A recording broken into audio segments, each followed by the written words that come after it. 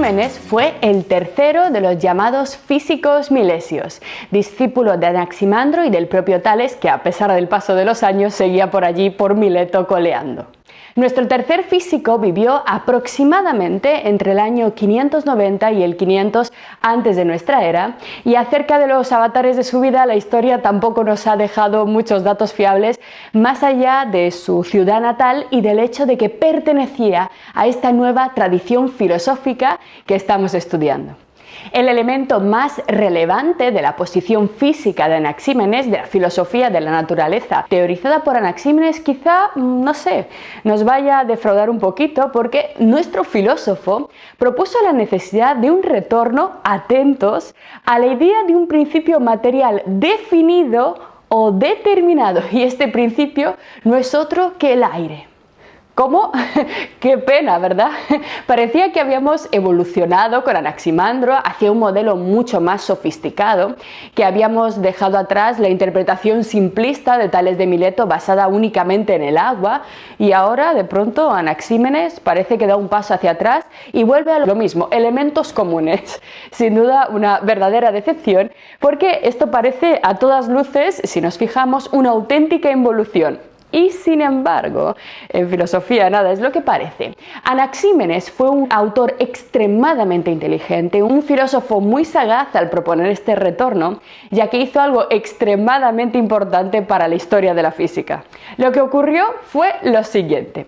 Anaxímenes se dio cuenta de que la aceptación del apeiron como el fondo material de la realidad implicaba un peligro gravísimo para la filosofía de la naturaleza, para la física que estaban haciendo en aquellos momentos, un peligro enorme que, si no se atajaba a tiempo, habría contagiado todo el nuevo pensamiento físico, abocándolo directamente al fracaso. Parece un poco raro y quizá bastante dramático, pero vamos a verlo con detalle. Nos muestra Anaxímenes, nos dice que si nosotros aceptamos que el fondo primordial de la realidad, la estructura íntima material de la naturaleza, es una sustancia indeterminada, una sustancia apeiron, entonces estaremos aceptando al mismo tiempo, atentos, que la realidad se sustenta sobre algo que nosotros no podemos conocer. ¿Cómo?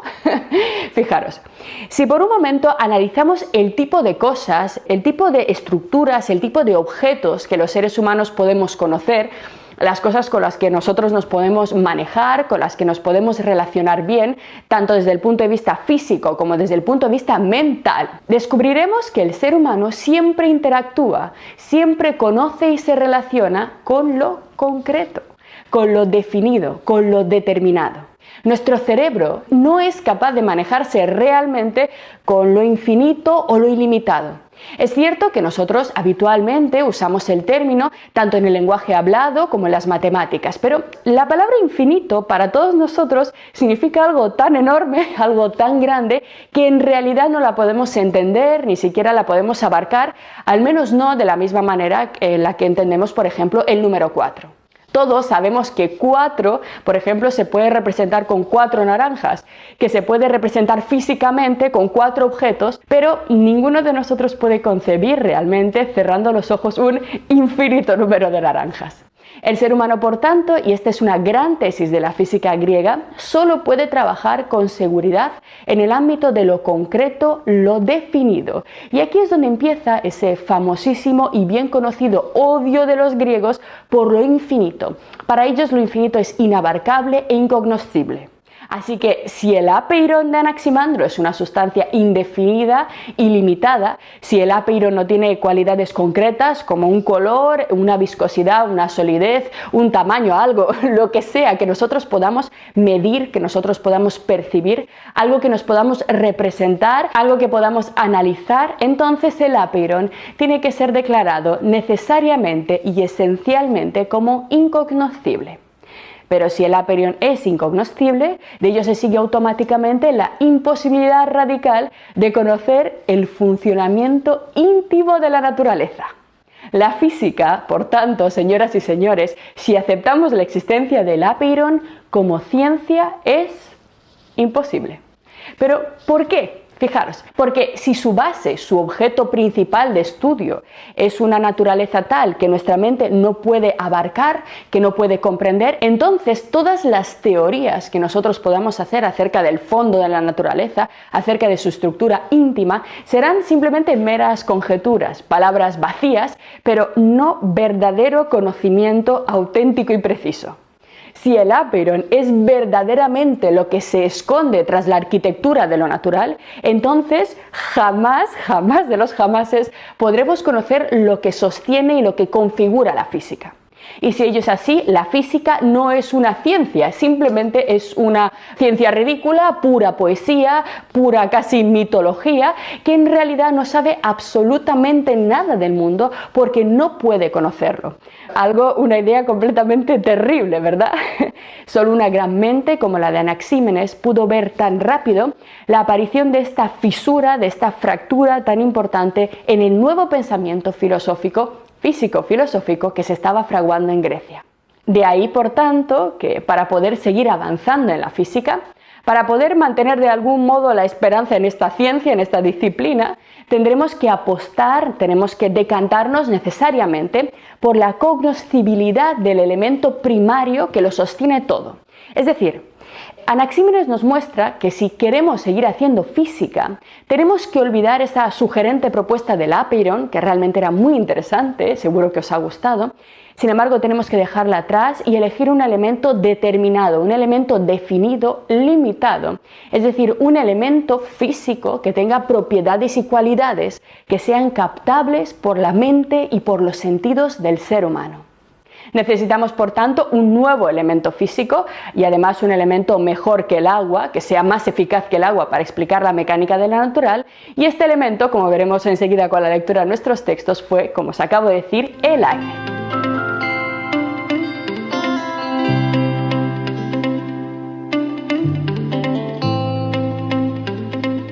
La historia de la física occidental, como todos bien sabéis, va a seguir a pies juntillas el camino abierto por Anaxímenes en esta dirección.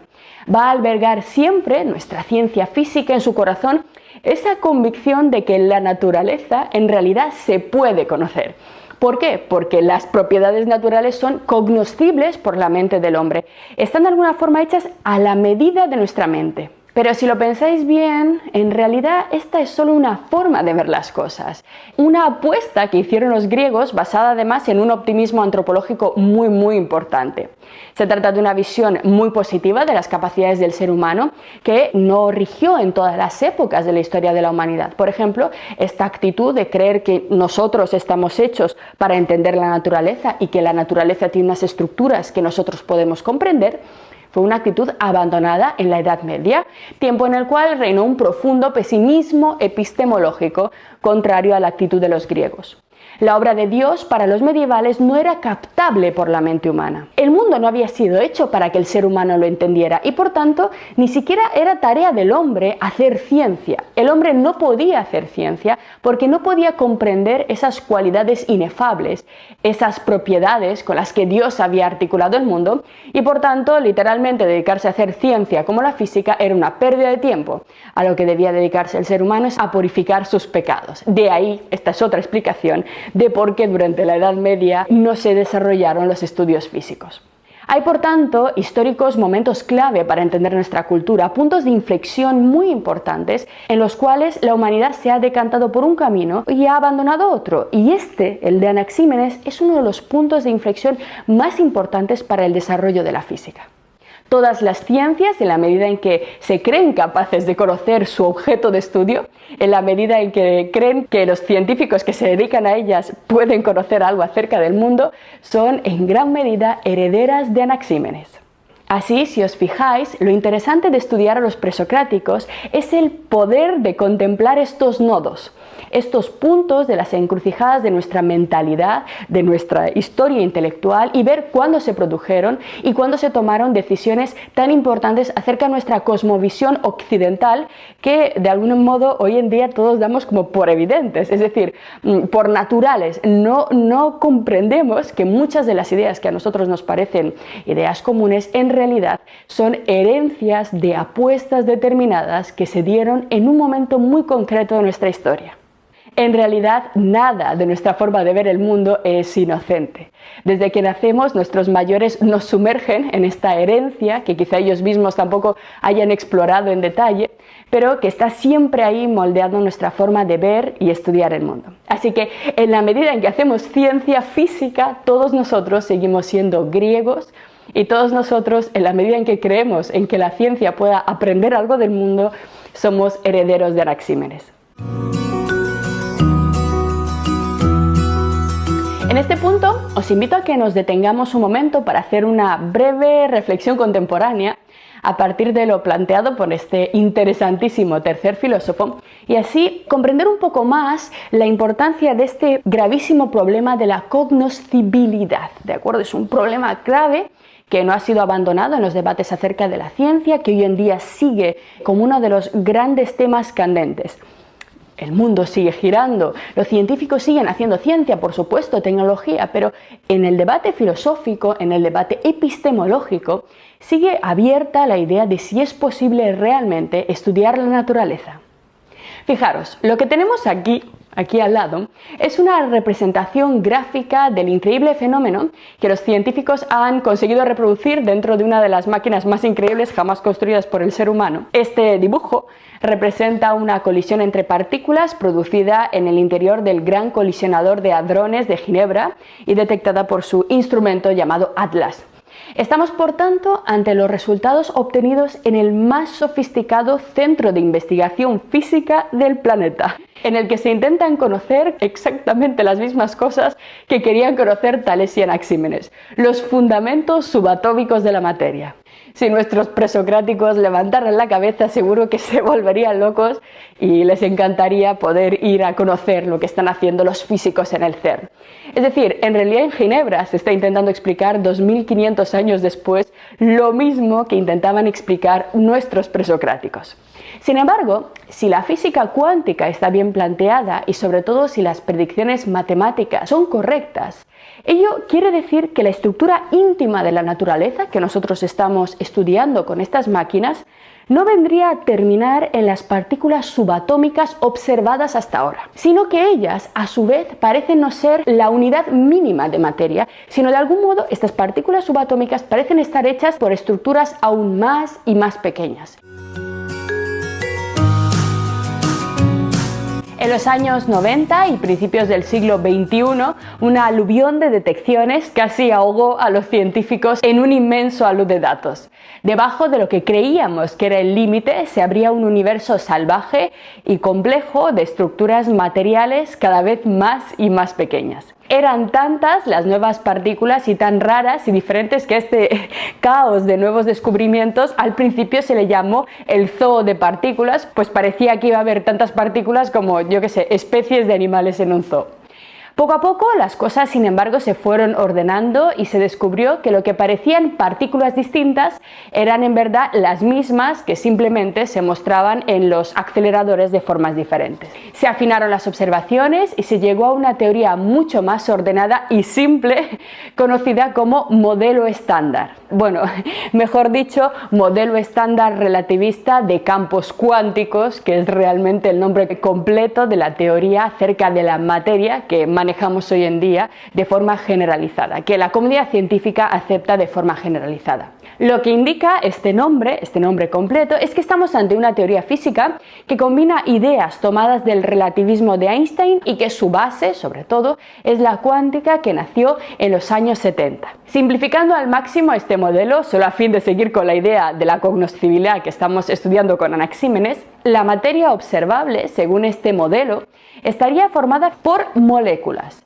A su vez, las moléculas estarían formadas por átomos. Hasta aquí más o menos todos llegamos. Bien, los átomos a su vez poseen una estructura en la que podemos distinguir de algún modo dos zonas, un núcleo y una periferia. En la periferia encontramos un tipo de partículas llamadas electrones, que todos conocemos, que a su vez forman parte de la familia de los leptones con carga eléctrica. Y en el núcleo están los protones y los neutrones, que a su vez forman parte ellos de la familia de los bariones. Entre los bariones hay un tipo de partículas unidas por la fuerza nuclear fuerte, que teoriza este modelo, llamados hadrones, de aquí el gran colisionador de hadrones, y los hadrones a su vez están formados por quarks. Hasta donde se sabe, hasta donde llegan nuestras máquinas hoy en día, leptones y quarks vendrían a ser las partículas elementales más pequeñas que constituyen la materia. Aún no hemos podido detectar nada por debajo de ellas. Es decir, los quarks y los leptones vendrían a ser, hoy por hoy, al menos de momento, las partículas físicas elementales últimas que componen el mundo físico. Algo así como el trozo más pequeño de algo sólido, de algo que podemos llamar realmente naturaleza. Pero estas partículas materiales, según el modelo estándar, no están solas, sino que a ellas se unen, dentro de esta teoría, un conjunto de partículas que vendrían a explicar no ya tanto la materia, la masa que compone el universo, sino las fuerzas elementales de la naturaleza. A estas partículas se les llama portadores de fuerzas. Es decir, en el modelo estándar, las fuerzas observables también se deben a la acción de partículas elementales. Y estas partículas son los gluones, que vendrían a explicar la fuerza nuclear fuerte que encontramos en el núcleo de los átomos, los bosones, que serían los encargados, los responsables de la fuerza nuclear débil, los fotones, que están relacionados con la fuerza electromagnética, y finalmente los gravitones, que aún no han sido detectados, pero que el modelo estándar predice que serían las partículas encargadas de explicar la gravedad. Parece simple, pero en absoluto es así. Aquí faltan unas cuantas partículas y además cada una de ellas tienen grupos, subgrupos, familias y variantes, pero esto simplemente es para simplificar. Nosotros de momento estamos con los presocráticos.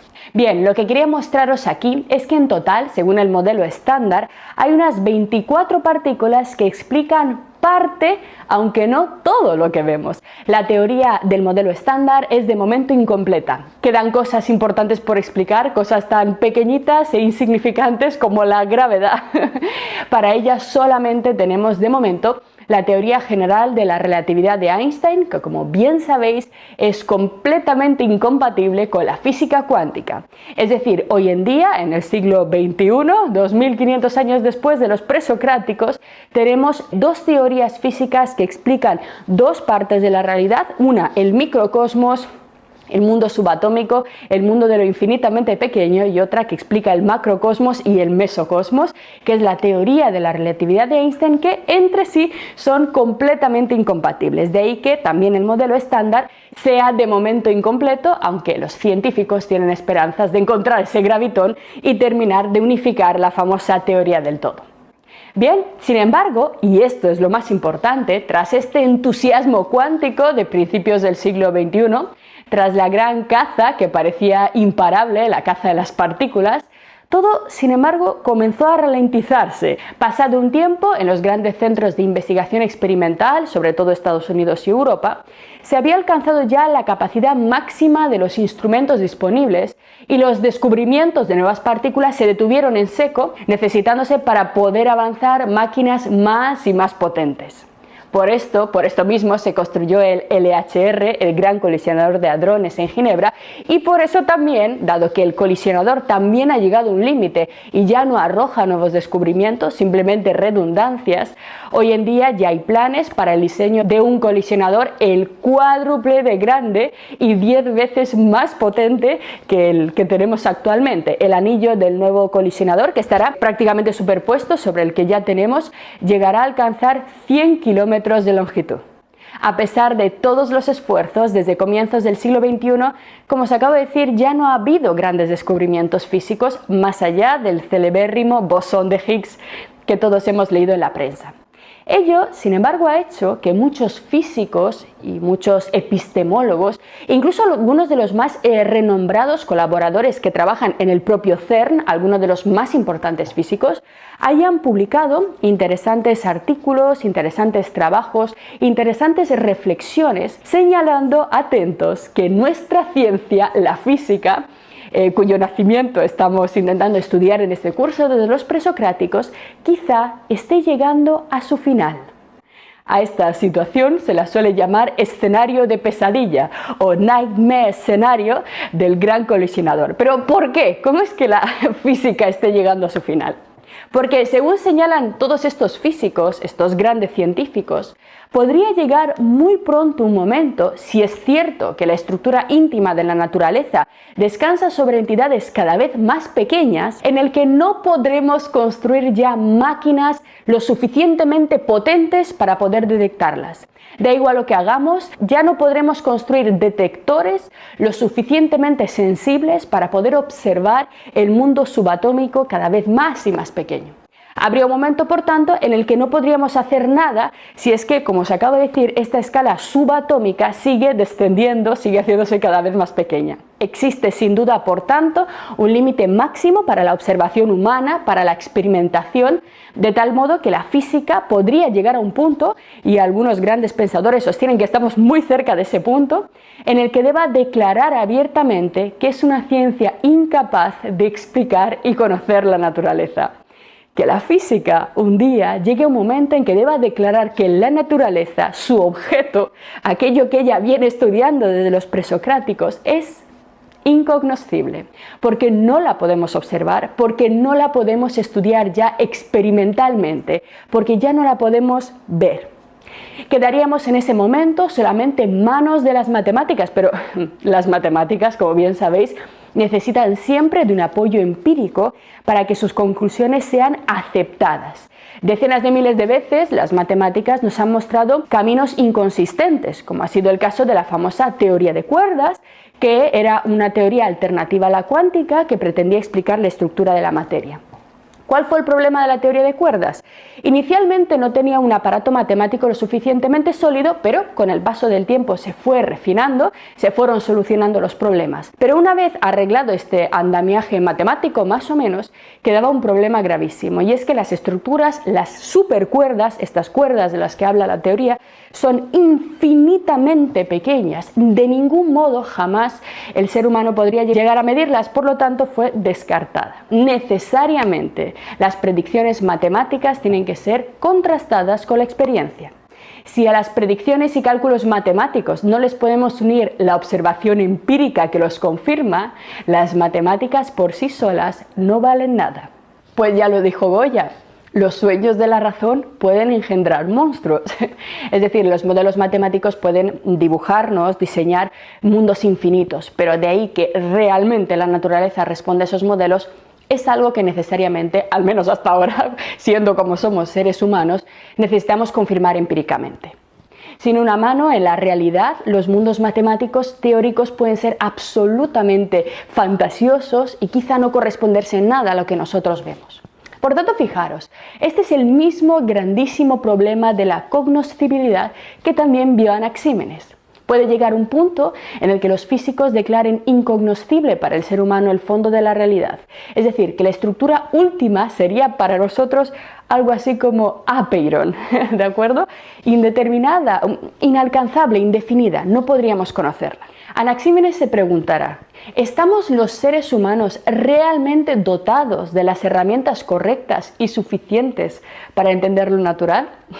Surge aquí, por supuesto, la gran primera pregunta filosófica que nos hace sentir ya un escalofrío y que empecemos a temblar. Se trata de una pregunta que sin duda habla de la realidad y de nuestra mente y de la relación que puede haber, correcta o no, entre ambas. Curiosamente, acabamos de iniciar la construcción de una ciencia, acabamos de conocer los principios de la física que pretendía describir el mundo natural, y ya a los 5 minutos, con estos filósofos locos, ya aparece la pregunta: ¿y si la naturaleza no se puede conocer? Acaban de crear una ciencia y ya están poniendo en duda las bases y la posibilidad misma de que esa ciencia exista, pero debéis ir acostumbrándoos a esto, porque esto es hacer filosofía. Esto es lo que hacen los filósofos.